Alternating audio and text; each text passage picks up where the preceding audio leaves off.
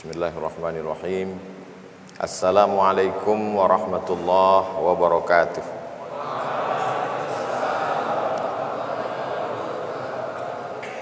Alhamdulillah wassalatu wassalamu ala Rasulillah Sayyidina wa maulana Muhammad ibni Abdillah wa ala alihi wa sahbihi wa man tabi'ahu wa mawalah. Subhanaka la ilma lana illa ma 'allamtana innaka antal alimul hakim. Rabbi shrah li sadri wa yassir li amri wa hlul 'uqdatam min lisani yafqahu qawli. Al-asatiz al-qurama at-tullab al-a'izza, asa an yakuna hadzal liqa'an tayyiban mubarakan fihi. Yasurruni an akuna ma'akum fi hadhihi al-munasabah an-nafisah an-nadirah tashilan li wa tafhiman lakum. Sa'atakallamu bil lughatil Indonesia.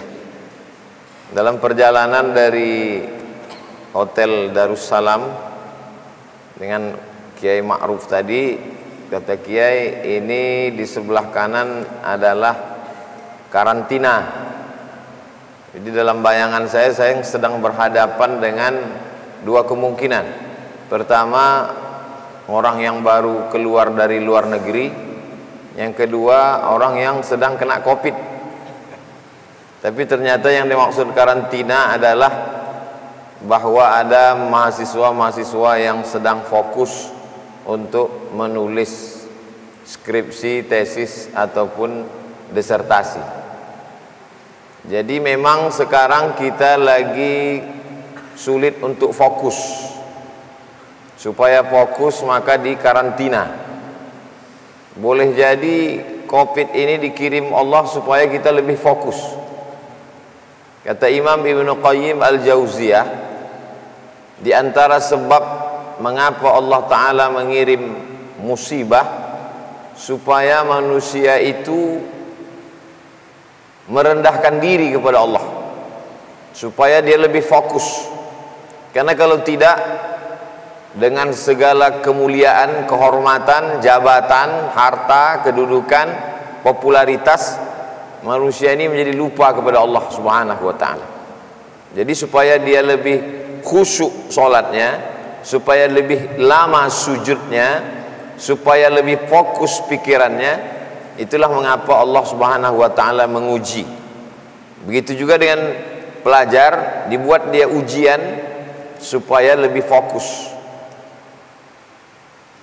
Bil imtihani, dengan ujian, yukramul mar'u au yuhanu, dia akan mulia atau dihinakan. Sehingga manusia ini ketika dia berada dalam dua posisi pilihan, kira-kira dimuliakan atau dihinakan, biasanya dia lebih fokus. Kalau tidak, dia akan merasa sesuatu itu biasa-biasa saja. Maka dibuat sesuatu membuat dia menjadi luar biasa.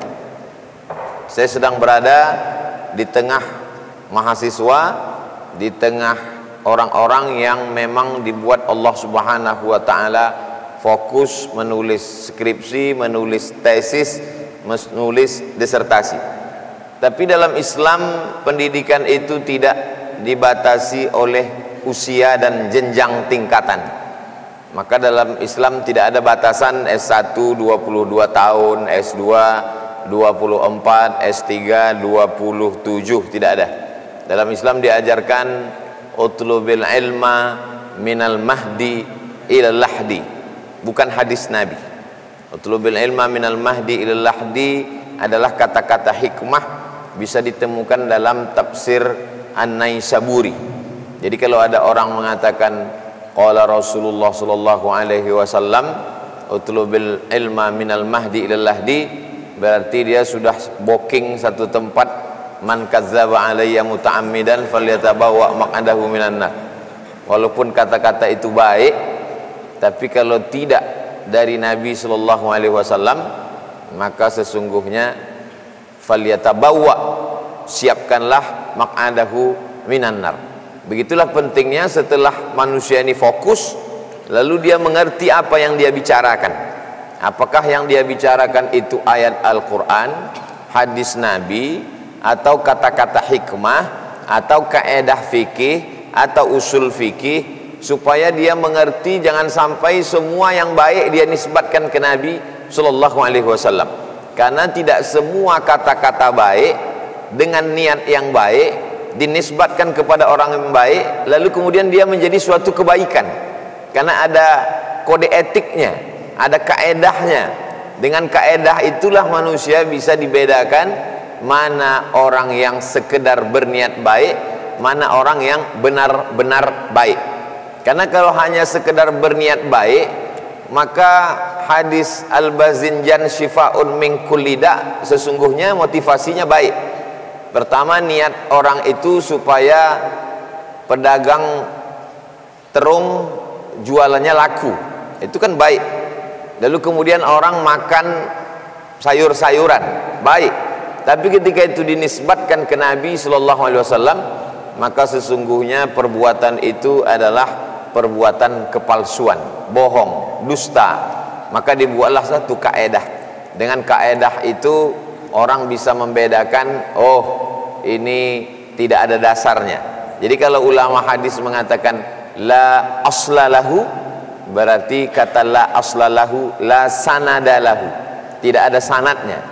Kalau tidak ada sanadnya berarti tidak hadis, karena syarat dia menjadi hadis mesti bersanad. Kalau tidak bersanad maka sesungguhnya dia bukan hadis. Jadi ketika kita menemukan ini dari Imam Bukhari, Muhammad bin Ismail bin Ibrahim bin Al-Mughirah bin Bardizbah Al-Bukhari, tidak mungkin dia ketemu dengan Nabi Sallallahu Alaihi Wasallam. Maka Bukhari menemukan itu dari Abdullah bin Maslamah. Abdullah bin Maslamah mengambilnya dari Malik bin Anas. Malik bin Anas mengambil itu dari Abu Zinad. Abu Zinad mengambil riwayat itu dari Al-A'raj. Al-A'raj mengambil riwayat itu dari Abu Hurairah. Abu Hurairah mengambil riwayat itu dari Nabi Muhammad Sallallahu Alaihi Wasallam. Lagi-lagi orang mesti fokus, mesti ada apa yang disebut dengan spesialisasi. Jadi sebenarnya yang punya kekhususan atau disebut dengan takhassus, spesialisasi dalam Islam, awal-awal kehidupan dunia ilmiah itu adalah Islam. Tapi orang mungkin akan mengatakan, nah ini apologi saja, ini pembelaan terhadap diri sendiri. Mana buktinya bahwa Islam itu punya spesialisasi? Dalam Islam tidak ada orang ini tahu segala sesuatu, pasti dia punya kelebihan di satu bidang.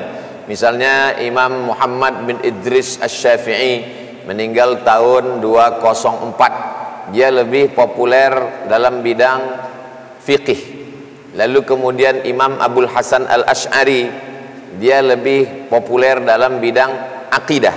Sedangkan Imam Junaid Al-Baghdadi, Imam Abu Hamid Al-Ghazali, Imam Al-Qushairi, maka mereka lebih fokus dalam bidang akhlak, dalam bidang tazkiyatun nafs.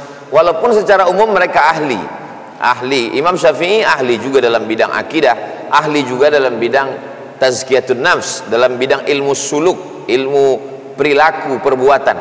Tapi dia punya spesialisasi. Tidak ada manusia yang mengetahui segala sesuatu. Yang mengetahui segala sesuatu adalah Allah, wa huwa ala kulli syai'in qadir. Jadi kalau ada manusia mengatakan tahu segala sesuatu, maka muncul istilah man takallama fi ghairi fannihi ata bil ajaib. Siapa yang bicara bukan pada bidangnya, maka ngomongnya ajaib-ajaib. Muncul ajaib-ajaib yang tidak pernah dibicarakan orang lain. Begitulah pentingnya ikhtisos, spesialisasi, karena keterbatasan manusia. Hari ini kita melihat dalam dunia medis, kedokteran, ada orang yang spesialis. Ada dokter umum, nanti di dokter umum ini dia kuliah lagi, kemudian spesialis di bidang tulang, spesialis obgyn kandungan, spesialis dalam bidang penyakit kulit dan kelamin, spesialis jantung, spesialis macam-macam. Nah, ini sesungguhnya ilmu ini, ilmu fokus dalam bidang suatu ilmu adalah ajaran dari Islam. Karena kata Nabi, innallaha yuhibbu, Allah suka kepada seorang hamba kalau dia menekuni sesuatu, atqanahu, itqan, spesialis, profesional, tidak sekedar cicip-cicip.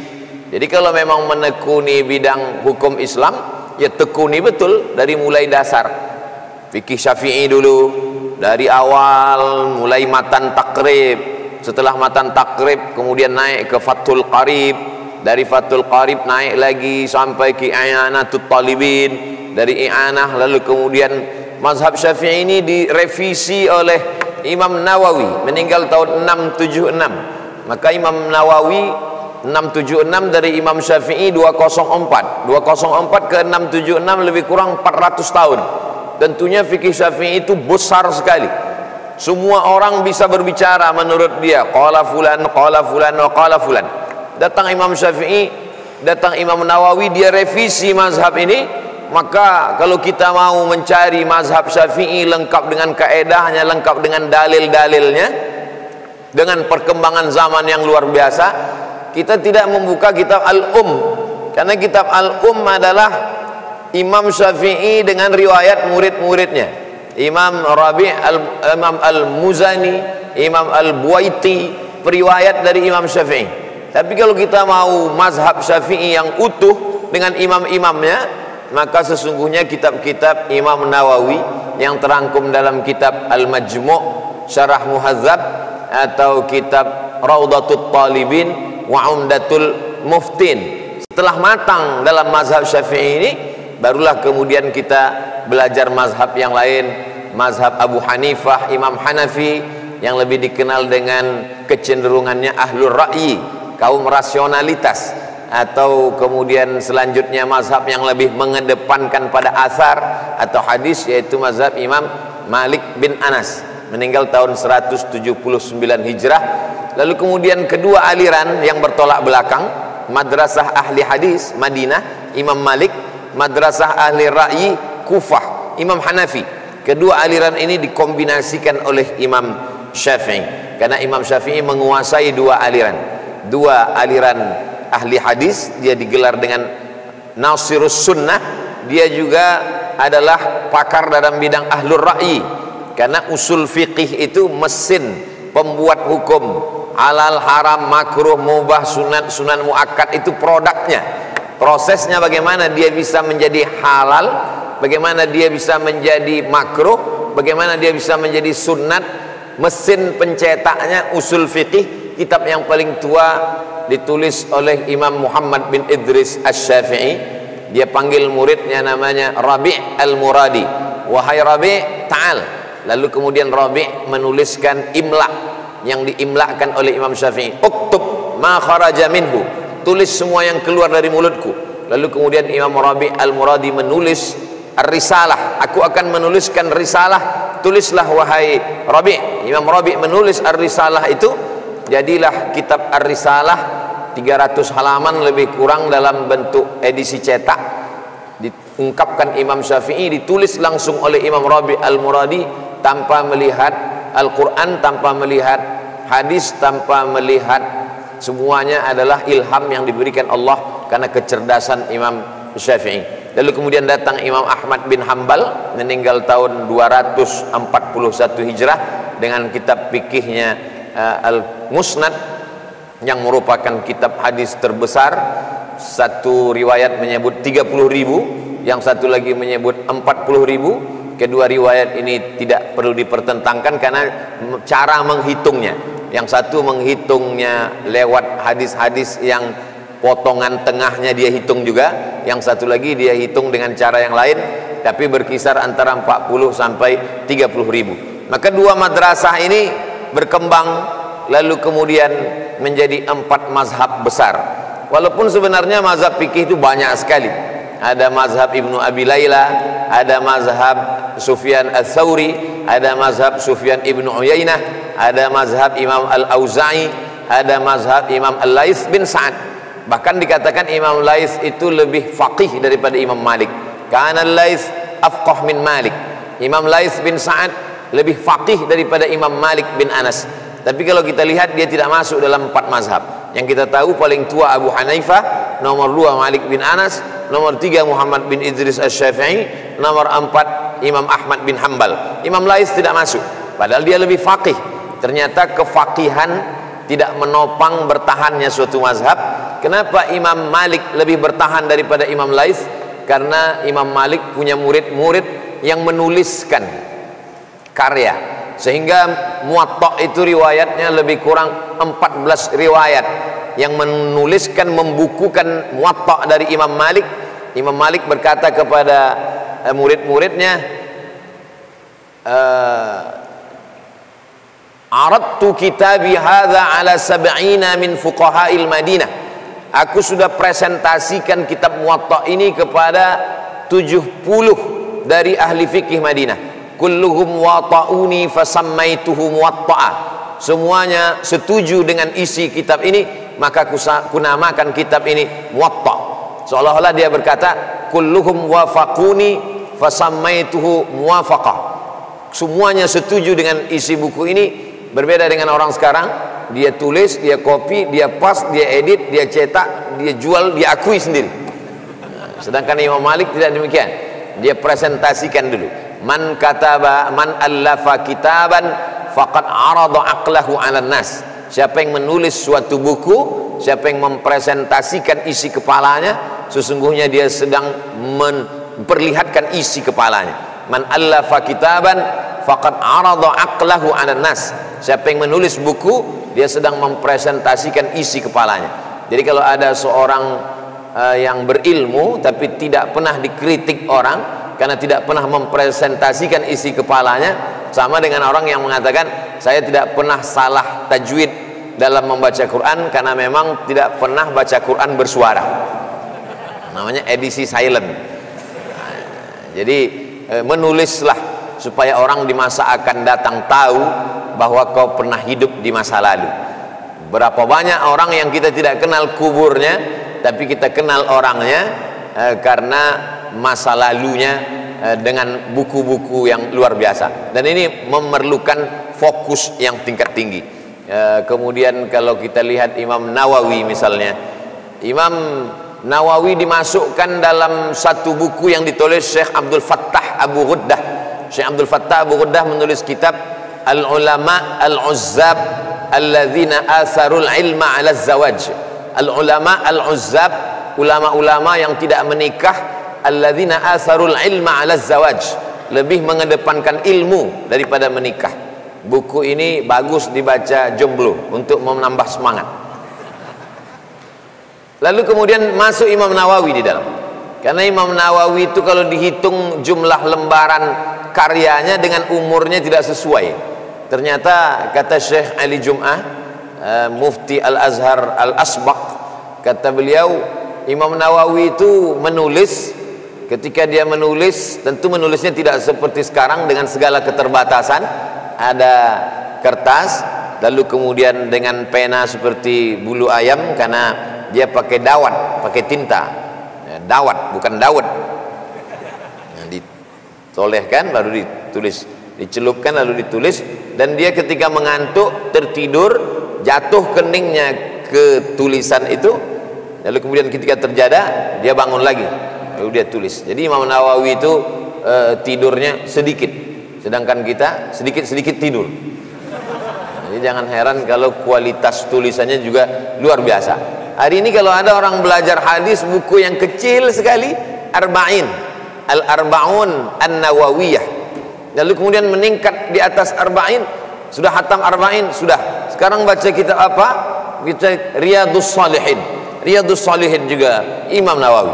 Lalu kemudian orang yang suka zikir-zikir, lalu kemudian baca apa? Baca Al-Azkar. Al-Azkar juga punya Imam Nawawi. Lalu kemudian orang yang suka membaca hizib, membaca zikir pagi petang, juga Al-Azkar Al-Hizbun Nawawi. Lalu kemudian ketika orang membaca Sahih Muslim, dia tidak mengerti isi hadis itu, kitab Sahih Muslim juga disyarah oleh Imam An-Nawawi. Dia beri judul kitab Al-Minhaj Syarah Sahih Muslim Ibnil Hajjaj Al-Qushairi An-Naisaburi. Imam Nawawi tidak punya Sahih Muslim, Imam Nawawi tidak punya buku kitab Sahih Muslim di rumahnya, tapi dia bisa mensyarah kitab Sahih Muslim. Itu menunjukkan betul-betul al-ilmu fis sudur la fil laptop. Nah, jadi Allah SWT tahu bahwa manusia akhir zaman ini punya kelemahan ingatan, maka dia dibantu. Sama seperti dulu zaman bapak ibu kita, kali-kali itu mereka hafal, lalu kemudian dikirim Allah satu makhluk bernama kalkulator. Lalu kemudian dengan keterbatasan manusia lagi, maka dikirim Allah. Dulu kita menghafal mahfuzat, al-ilmu sayyidun wal kitabatu qayyid suyudaka bil hibalil wasiqati. Dulu begitu ditulis. Sekarang dengan kemajuan teknologi, orang tidak lagi menulis karena sudah dikirim Allah satu makhluk namanya Sony wal Panasonic untuk merekam apa yang hari ini orang tinggal rekaman, menulis saja. Setiap muncul suatu teknologi maka akan melemahkan sesuatu. Dulu orang terpaksa untuk menghafal karena tidak ada alat yang merekam, sampai orang itu menghafal suara gurunya, tidak hanya sekedar bunyi Al-Fatihah, tidak hanya sekedar idgham, ikhfa, gunnah, qalqalah, sampai bunyi. Makanya ada azan bersanad. Suara Bilal itu diriwayatkan bersanad sampai ke muridnya karena tidak adanya alat perekam. Maka setiap dilebihkan sesuatu akan berkurang sesuatu. Berlebih alat teknologi komunikasi multimedia, berkurang daya ingat orang karena orang sudah bersandar kepada suatu alat. Bersandar ke pohon kayu akan tumbang. Bersandar kepada makhluk akan binasa. Bersandar kepada flash disk akan kena virus. Maka supaya bersandarnya, al-i'timadnya itu lebih kepada Allah Subhanahu wa ta'ala. Bukan berarti memakai alat mikrofon bersandar kepada kamera itu perbuatan sesuatu yang mazmum, tidak. Saya hanya sekedar bercerita bagaimana proses manusia dari dulu sampai sekarang. Kenapa ada terjadi suatu kelemahan pada ingatan, pada akal, karena ada kelebihan pada suatu teknologi yang lain. Itu mengapa pada zaman Nabi itu hafalan itu kuat sekali, karena sahabat-sahabat itu yang bisa menulis hanya 40 orang. Itulah yang disebut dengan kutabul wahyi. Nabi kalau wahyu turun itu Nabi memanggil tulis. Makanya ketika itu hadis tidak ditulis. Kata Nabi SAW, uktubu anni, tulislah. Faman kataba anni ghairal Qur'an falyamhuh. Siapa yang menulis selain Al-Quran, hapus. Waktu itu tidak boleh menulis selain Al-Quran. Yang boleh ditulis hanya ayat Al-Quran. Selain Al-Quran siapa yang nulis, hapus. Itu untuk menunjukkan Al-Quran tulis. Sedangkan selain Al-Quran, hadis jangan tulis. Supaya jangan terjadi percampuran antara ini ayat, ini hadis, karena dia tidak bisa membedakan redaksi bunyi bahasanya. Tapi ada pula hadis lain mengatakan ketika Abdullah bin Amr bin As datang, ya Rasulullah, apakah aku tulis semua yang keluar dari mulutmu? Kata Nabi SAW, wallahi ya Abdullah, uktub ma kharaja minhu illa haq. Tidak ada yang keluar dari mulutku ini kecuali hak, kecuali kebenaran. Karena Nabi itu wa ma yantiqu anil hawa in huwa illa wahyun yuha. Terjadi kontradiktif. Satu hadis mengatakan Nabi melarang menulis, sementara dalam hadis Abdullah bin Amr bin As Nabi sendiri menyuruh menulis. Maka dari perbedaan ini muncul satu kitab. Kitab itu disebut dengan kitab mukhtaliful hadis. Ketika ada hadis yang kontradiktif dengan hadis, mukhtaliful hadis. Ketika ada hadis yang kontradiktif dengan ayat atau kontradiktif dengan akal, maka disebut dengan muskil hadis.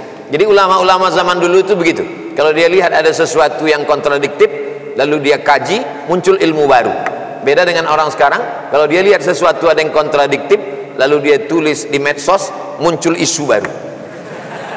Nah, jadi memang zaman kita zaman isu.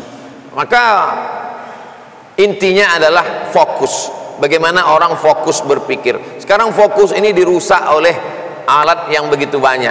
Dulu seingat saya ada salah seorang sahabat, ketika kami sama-sama baru mahasiswa baru di Mesir, ada 50 anak, dia kenalan si anu dari ini, tamat dari pondok ini, fulan takharraja min ma'hadi kadza min madinati kadza, fulan wulida fi sanati kadza fi madinati kadza ta'allama fi ma'hadi kadza wa takharraja sanah kadza.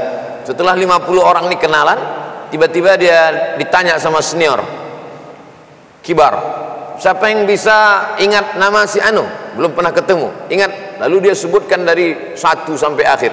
Fulan wulida fi sanati kadza ta'allama fi ma'hadi kadza takharraja sanah kadza min madinati kadza. Dari 1 sampai akhir. Kami semuanya, ajib, Masya Allah, ini sama seperti Imam Syafi'i zaman dulu. Tahun pertama nilai jayyid jiddan, makbul, jayyid jiddan. Tapi kemudian tahun kedua bisa gagal. Kenapa? Karena muncul waktu itu apa yang disebut dengan Yahoo Messenger, warnet. Jadi betapa kecerdasan bisa dirusak oleh alat-alat multimedia. Karena padahal waktu itu yang ada cuman Yahoo Messenger, satu-satunya chatting cuman bisa lewat Yahoo. Belum ada Facebook, belum ada YouTube, belum ada alat-alat yang lebih canggih seperti zaman sekarang. Ini menunjukkan, bukan berarti, jangan dibalik apa yang saya sampaikan ini, jangan nanti dibalik ketika prestasi turun. Ini berarti godaan kami lebih besar, jihad kami luar biasa daripada zaman Ustadz. Bukan itu maksudnya, bahwa ini adalah suatu zaman pasti ada. La tasubbud dahra, jangan kamu caci maki zaman, karena sesungguhnya yang salah bukan zaman itu, tapi orang yang mengisi zaman. Itu menunjukkan bahwa orang yang cerdas tanpa punya keseimbangan untuk memanage dengan baik, kecerdasannya akan kalah. Beda orang cerdas dengan orang yang bersungguh-sungguh itu tipis saja. Orang cerdas mendengar sesuatu sekali dia dapat, sedangkan orang yang bersungguh-sungguh mungkin agak 3 kali. Kalau sampai 5 kali nggak juga dapat, itu sungguh kebangetan. Nah, jadi yang satu ini mungkin dia dengar sekali. Biasanya orang yang cerdas, orang yang smart, orang yang mudah menangkap, dia akan menyepelekan suatu ilmu. Setelah dia baca sekali, kecil, habis itu dia sibuk. Sedangkan yang ini dengan segala kesungguhannya, dia baca, dia ulang, dia hafal. Kita pun di pondok selalu menemukan orang-orang model seperti itu. Ada yang sekali baca, habis itu dia tidur, habis itu masuk ujian, hilang semua.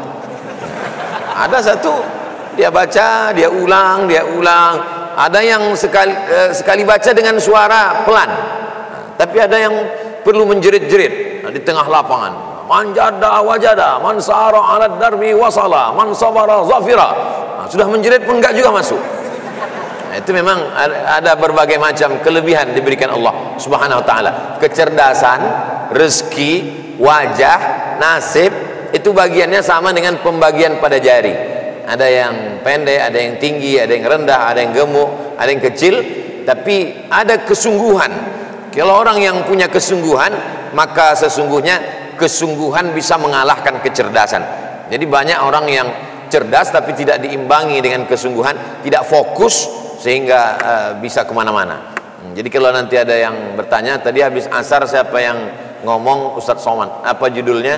Itulah, saya pun nggak fokus melihat Ustadz. Judulnya fokus, karena kita tadi berawal dari fokus. Kenapa orang perlu dikarantina supaya dia fokus? Lalu kenapa mesti ada pondok? Zaman sekarang tidak ada yang bisa menyelamatkan manusia dalam proses pendidikan kecuali pondok pesantren. Karena manusia dewasa pun hari ini tidak fokus. Betapa kita lihat orang dengan kedewasaannya, tapi kalau sudah di tangannya ada alat multimedia, gadget, dia sudah berubah menjadi anak-anak. Jadi sekarang kalau kita bertamu ke rumah orang, tidak ada beda orang dewasa dengan anak-anak ketika megang handphone. Kita tegur sama-sama, enggak peduli dengan orang. Generasi yang disebut dengan silent generation. Jadi kakek, nenek, bapak, ibu, ponakan, cucu duduk bersama di meja makan yang sama, di hadapan makanan yang sama, sama-sama tidak makan dan sama-sama tidak ngobrol. Dia akan ngobrol dengan orang yang nun jauh, satu di Papua, satu di Makassar, satu di Sumatera. Andai orang yang jauh itu dekat dengan dia, pun dia juga tidak akan ngobrol dengan itu, dia akan cari yang jauh lagi. Nah, jadi itu memang sudah sesuatu yang lumrah. Orang menjadi tidak fokus dalam sesuatu. Tapi bukan berarti saya ingin mengajak kita kembali ke zaman batu. Lalu kemudian kita mengatakan, udahlah, handphone dengan Facebook, Twitter, BBM, WhatsApp, Instagram ini semua merusak, dan ini adalah, lalu kita carikan dalil sebagai pembenaran, ini semuanya bid'ah, wa kullu bid'atin dhalalah wa kullu dhalalatin finnar. Bukan itu yang saya maksudkan. Bagaimana kita cerdas, fokus. Kalaupun kita punya grup-grup WhatsApp, kita jadikanlah grup-grup itu sebagai grup yang membuat kita fokus untuk tulisan kita. Grup usul fiqh, grup tafsir, grup hadis, sehingga kalau ada yang bicara fikih di grup hadis bisa kita keluarkan karena dia sudah tidak fokus lagi. Begitu juga dengan sahabat-sahabat kita di Instagram. Kira-kira apakah sahabat ini membantu kita? Kira-kira postingan-postingan dia di wall itu apakah membuat kita fokus atau justru menghilangkan konsentrasi kita kepada yang lain? Jadi memang zaman berganti, musim berubah, tapi insya Allah manusia-manusia ini akan terus berada. Sekarang orang kalau mau jadi dosen, kalau tidak fokus jurusannya dia tidak akan diterima. Maka mesti ada keselarasan. Jadi kalau dari S1-nya dia sudah ambil tafsir, nanti S2-nya tafsir lagi, S3-nya tafsir. Begitu juga syarat profesor sekarang mesti dilihat. Jadi kalau ada orang S1-nya bahasa Arab, lalu kemudian S2-nya pindah ke hadis, kemudian S3-nya masuk ke filsafat. Pas ditanya, kenapa ente jurusannya zigzag? Supaya saya ingin mengetahui segala sesuatu yang tersembunyi. Oh, tidak begitu. Karena mesti ada keselarasan jurusan-jurusan ini. Itu tujuannya bukan supaya orang, kalaupun dia mau ambil spesialisasi ilmu lain, dia ulang S1 lagi. Kalau misalnya dia sudah ambil S1 filsafat, S2 filsafat, S3 filsafat, nanti kalau dia tertarik ke psikologi, ilmu nafs, dia ambil S1 lagi psikologi, atau dia tertarik hukum, dia ambil S1 lagi SH, lalu kemudian SH, MH, lalu kemudian doktor hukum. Karena memang sudah begitu keilmuan sekarang, supaya dia menulisnya lebih, maka mengeluarkan sesuatu. Jadi kalau ada orang menulis tentang apa yang kau tulis, saya sedang menulis tentang Ponorogo, orang tidak tertarik karena sesuatu yang besar. Ponorogo, orang ingin meneliti sesuatu yang spesialisasi kecil. Apa yang kau tulis? Saya menulis tentang Ponorogo. Di Ponorogo itu ada sebuah lembaga pendidikan namanya Universitas Islam Darussalam. Di Universitas Darussalam itu ada satu namanya fakultas. Di fakultas itu ada mahasiswa, dia tinggal di asrama. Di asrama itu ada kamar. Di kamar itu ada seorang siswa, dan dia berhasil. Saya meneliti tentang seseorang ini di waktu pagi jam 5. Oh, itu sangat sesuatu yang menarik, sesuatu yang baru. Dalam dunia kedokteran misalnya, apa yang kamu sedang tulis? Saya menulis tentang kesehatan masyarakat umum. Tapi begitu dia tulis kesehatan masyarakat di suatu daerah, di suatu tempat, ada kebiasaan mereka untuk minum obat herbal. Herbal ini dari satu pohon tertentu, pohon ini menghasilkan sesuatu yang luar biasa. Maka fokus spesialisasi takhassus inilah akan yang mengeluarkan ijtihad-ijtihad baru. Saya tidak bicara dalam satu keilmuan agama misalnya, tidak, dalam apapun, dalam psikologi, dalam ilmu sosial, dalam antropologi, dalam bidang agama, dalam bidang bahasa Arab. Jadi kita pikirkan kita ini spesialisasi kita bidang apa, kita fokus saja di situ sehingga melahirkan sesuatu yang bermanfaat buat umat. Kamu jurusannya apa? Saya jurusan bahasa Arab, Pak Ustadz. Oh, berarti fokus saja di bahasa Arab. Konsentrasi, iya. Sekarang sedang menulis tesis, iya. Apa yang kamu bahas tentang huruf waw dalam Al-Quran? Wow, luar biasa, fokus. Jadi di Maroko termasuk yang menuliskan, kalau misalnya kita di UIN, saya kuliah di UIN, dia Fakultas Usuluddin, lalu kemudian nama jurusannya hadis dan hadis, Fakultas Usuluddin, jurusan hadis. Begitu terus dari zaman dulu. Al-Azhar, Kulliyatu Usuluddin, lalu kemudian Syu'batul Hadis wa Ulumuhu, jurusan hadis. Tapi di Maroko tidak demikian. Fakultas, jurusan, di dalam jurusan itu ada lagi yang lebih spesialis, namanya wahdah. Wahdah lebih kecil lagi, satu unit khusus. Kebetulan nasib saya ketika itu Wahdah ini berubah setiap 2 tahun sekali. Kebetulan waktu itu Darul Hadis, di dalamnya ada Syu'batul Hadis, di dalam Syu'batul Hadis itu ada lagi Wahdah namanya Asanid Al-Muwatta was Sahihain. Jadi dia tidak boleh tulis yang lain. Sanad Muwatta, Sahihain, Sahih Bukhari dan Sahih Muslim. Lalu kemudian setelah selesai materi, saya cari Sahih Muwatta, Sahih Bukhari, Sahih Muslim, tidak dapat tulisan. Lalu saya dapat terinspirasi ingin menulis Al-Ahadits fi Marah Labid lil Syekh Nawawi Al-Bantani, dirasah wa takhrij. Hadis-hadis yang terdapat dalam kitab tafsir Marah Labid, pengumpulan dan kajian. Kata ketua jurusan Abdul Somad, mohon maaf, jurusan ini hanya membuat 3 Asanidul Muwatta, Sahih Bukhari dan Sahih Muslim. Adapun ada Marah Labid di Indonesia sudah keluar dari 3, jadi tidak bisa lagi. Jadi saya waktu itu sampai 3 bulan tak dapat judul, tema, judul besar. Lalu kemudian ada salah seorang teman saya namanya Abdul Ilah dari Libya. Lalu saya tanya, dia senior di atas, Abdul Ilah mungkin tusaid nih Al Ra'si wal Ain ya Abdul Samad, apa yang bisa saya bantu? Nama jurusan saya Asanidul Muwatta was Sahihain, Sahih Bukhari dan Sahih Muslim. Kasih saya satu judul biar supaya bisa saya teruskan menulis tesis. Kata beliau, ya Abdul Samad, ammal Muwatta faqad ta'allama wa ta'ammaqa wa tabahhara fil Muwatta. Imam Ibnu Abdul Bar menulis kitab judulnya At-Tamhid lima fil Muwatta minal ma'ani wal asanid. At-Tamhid lima fil Muwatta minal ma'ani wal asanid. Semua ma'ani dan sanad-sanad dalam Muwatta, sanad-sanad yang putus-putus dalam Muwatta sudah disambungkan oleh Imam Ibnu Abdul Bar, dan dia sudah mengkaji Muwatta ini 40 tahun. La yabqalaka syai' min Muwatta. Tak ada yang tersisa lagi Abdul Somad, sudah selesai. Kalau begitu Sahih Bukhari, saya bilang, Sahih Bukhari sudah dikaji oleh Al-Imam Al-Jalil Khatimatul Huffaz Al-Hafiz Ibnu Hajar Al-Asqalani dalam kitab Fathul Bari, syarah Sahih Al-Bukhari.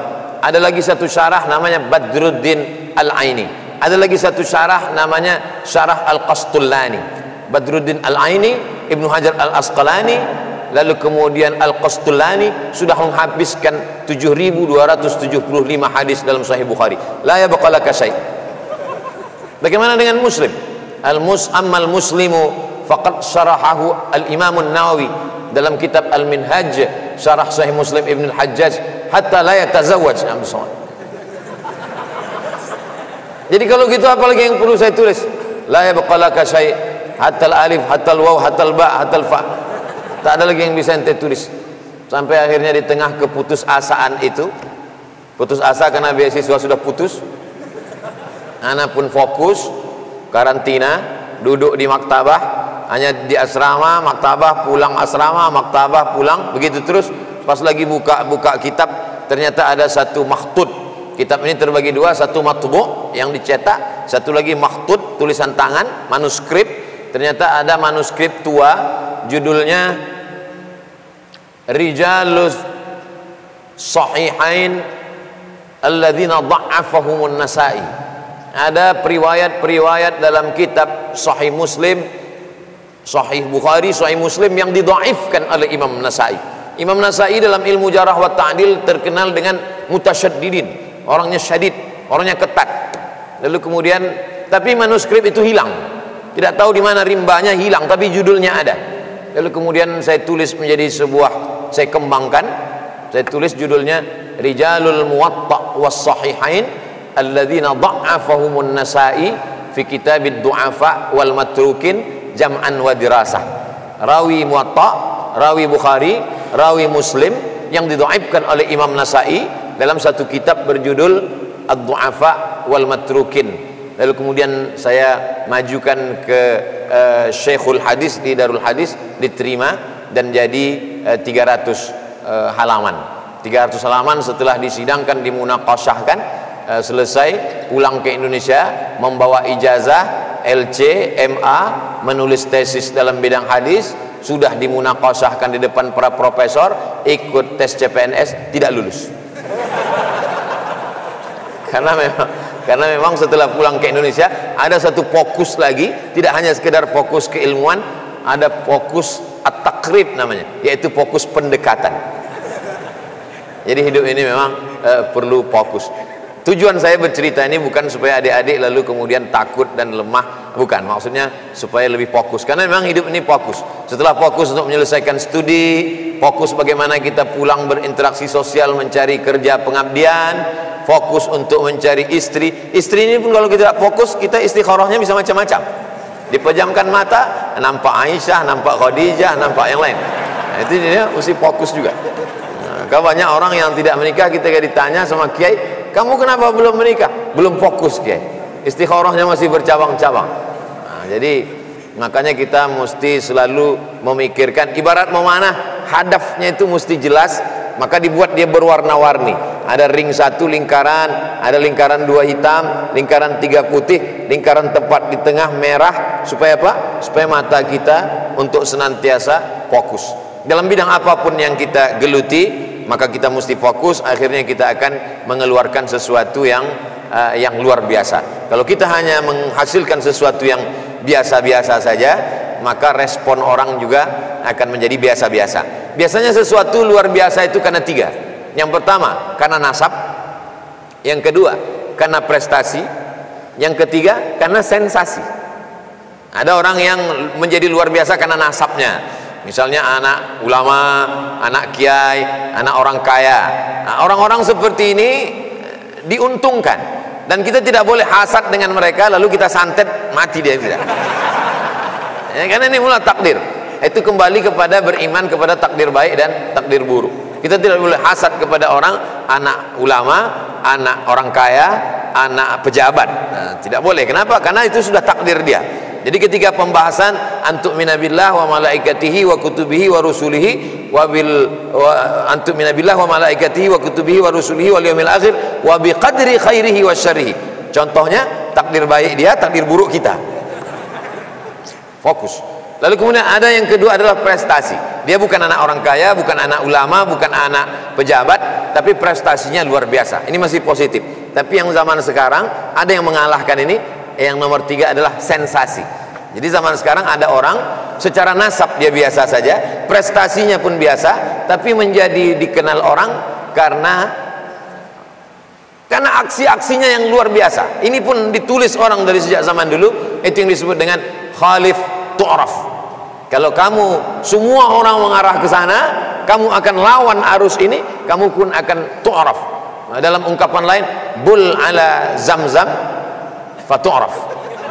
Kencingilah air zam-zam maka kamu akan terkenal. Nah, dan sekarang orang sedang berlomba-lomba. Banyak sekali orang viral, punya akun medsos, punya macam-macam dengan bukan prestasi tapi sensasi-sensasi yang penuh dengan aksi yang na'udzubillah. Saya yakin kita tidak bagian dari ini, karena yang kita inginkan adalah sesuatu yang positif, karena ini yang akan kita tinggalkan.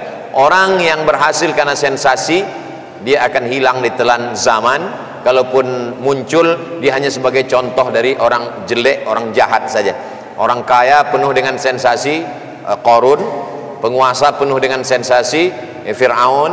Orang pintar penuh dengan sensasi, Haman. Bahkan dia di satu perahu, inna fir'auna wa hamana wa junudahu ma kanu khati'in. Fir'aun dan Haman dibuat dia dalam satu tempat, sama-sama orang yang keliru dan orang-orang yang salah. Nah, jadi lagi-lagi mari kita tetap fokus pada bidang kita masing-masing.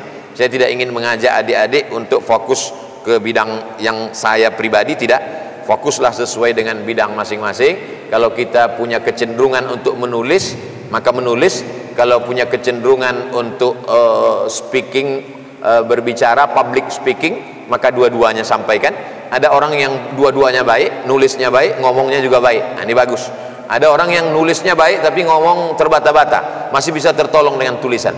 Ada juga orang yang nulisnya tidak bagus tapi ngomongnya lancar, masih tertolong. Tapi kalau ngomong tidak, nulis juga tidak, kalau ada orang meninggal ikut aja. Karena kita akan meninggalkan sesuatu karena komunikasi kita dua, komunikasi bahasa, komunikasi lisan, atau komunikasi tulisan. Dan sekarang itu bisa kita latih, antar komunitas kita saja, satu asrama atau satu angkatan bisa buat nama. Kalau dulu ada musabaqah qiraatul kutub atau musabaqah tilawatil Quran, sekarang kita buat sesuai bilisani qaumihi dengan zaman sekarang, namanya musabaqah vlog. Nah, jadi buat satu vlog, tema besarnya misalnya berbakti kepada orang tua. Lalu kemudian orang bebas bicara dalam 60 detik. Nah, nanti di situ kita akan kelihatan apakah dia mazhabnya adalah literalistik, hanya 60 detik bicara tentang berbakti kepada orang tua. Bahannya terserah. Nanti kita bisa melihat apakah dia termasuk aliran rasionalis atau aliran yang tertulis atau aliran bebas, nanti kelihatan. Nah, coba kamu ngomong 60 detik bicara tentang orang tua. Wa qadara rabbuka alla ta'budu illa iyyahu wa bil walidayhi ihsana. Ya Rasulullah, man ahaqqun nas bi husni suhbati ummuka ilzam rijlaiha fasammal jannah. Habis 60 detik. Berarti ini aliran tekstualis. Lalu kemudian ada yang orang ngomong dalam 60 detik tidak ada pakai ayat, tidak ada pakai hadis sama sekali. Kau lihat ada orang yang berjalan di atas muka bumi Allah, dia berjalan karena dia pernah dikandung 9 bulan 10 hari, 2 tahun disusukan, tidak ada pakai ayat, tidak ada pakai hadis sama sekali. Oh, berarti ini adalah aliran rasionalis. Ada yang satu lagi tidak pakai dalil, tidak juga pakai rasional, dia hanya diam saja. Jadi tanya, ente mazhab apa ini? Saya ingin mengajak kalian semua berpikir seperti saya berpikir. Ketika aku berpikir, aku ada.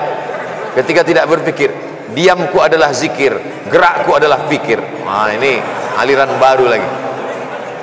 Jadi kita pada dasarnya sebenarnya kita semua dalam berproses. Tidak ada orang yang final sampai. Saya pribadi pun masih dalam berproses. Awalnya kita hanyalah orang yang meniru.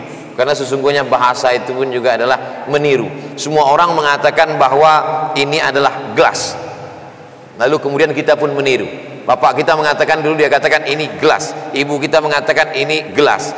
Lalu kemudian semua kita mengatakan ini adalah gelas. Lalu kita meniru, kita katakan ini gelas. Tidak ada yang punya bahasa lain. Sampai ke Mesir, lalu dia katakan kub. Lalu kita tidak bertahan dengan pendapat kita, kita ikut orang banyak, lalu kita katakan kub. Andai kita punya bahasa sendiri, maka sesungguhnya bahasa apapun itu adalah meniru. Maka buatlah sesuatu meniru yang baik, sehingga setelah kita mati dia tetap akan menjadi amal jariah. Itu yang dapat saya sampaikan pada kesempatan kali ini. Adik-adik tidak bisa simpulkan, karena saya yang menyampaikan pun tak bisa juga menyimpulkan apa yang saya sampaikan. Tapi insyaallah bagaimana kita lebih fokus pada bidang kita masing-masing. Aqulu qauli hadza astaghfirullah li wa lakum. Mudah-mudahan apa yang saya sampaikan ini bermanfaat buat diri saya pribadi, buat adik-adik, sahabat-sahabat semua. Tidak ada kelebihan saya hanya lebih tua dan suara saya lebih kuat, itu saja. Andai kita seumur mungkin jadi kalau kita lihat ada orang, saya dulu begitu. Kalau saya lihat, saya ketemu dengan profesor, dengan doktor, dalam hati saya, kamu lebih dari saya karena kamu lebih duluan lahir. Andai kita lahirnya sama, belum tentu. Nah, gitu. Tapi saya tidak omongkan, dalam hati aja. Itu untuk memicu semangat kita. Begitu juga saya kalau pembekalan adik-adik KKN, saya katakan gitu. Dalam hati kalian sebelum tampil ke depan, mesti kalian katakan, kepala desa, kapolres, dan ramil, bupati, gubernur, pejabat yang ada di situ, bahwa kalian semuanya diciptakan dari tanah, akan kembali menjadi cacing tanah. Kalian adalah hamba Allah, sama dengan aku. Tapi dalam hati nggak usah diomongin, supaya untuk membangkitkan semangat. Saya kira itu yang dapat saya sampaikan. Terima kasih. Wassalamualaikum warahmatullahi wabarakatuh.